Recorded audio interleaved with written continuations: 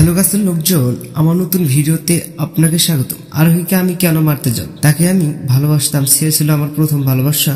হঠাৎ করে লাইভে এসে একই বলেন মিরাজ খান। ভিউয়ার্স, বিস্তারিত জানতে সম্পূর্ণ ভিডিওটি শেষ পর্যন্ত দেখুন। সুপ্রিয় দর্শক, আরোহী মিরাজের মধ্যে দ্বন্দ্ব যেন শেষ নেই, তাই আবার নতুন করে তাদের মধ্যে শুরু হয়েছে ঝামেলা। আরোহী প্রতিনিয়ত মিরাজকে দোষী সাব্যস্ত করে যাচ্ছে এবং অন্যদিকে মিরাজ খান নিজেকে সবার মাঝে বোঝানোর চেষ্টা করেছে যে মিরাজ একজন নির্দোষ।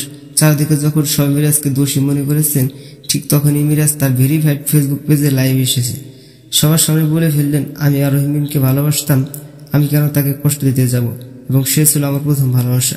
এরকম ইমোশনাল কথা শুনে আমি ব্যক্তিগতভাবে বলতে পারি, মিরাজ মনে হয় আরোহী মিমের সকল ভুল ক্ষমা করে দিয়েছে, আরোহী মিমকে আবার নতুন করে বুকে টেনে নেবে। তো এখন শুধু দেখার বিষয় সামনে কি হয়। তো ভিউয়ার্স, এই ছিল আজকের ভিডিওটি ভালো লাগলে লাইক দিন, আপডেট করবেন আমাদের সাথে।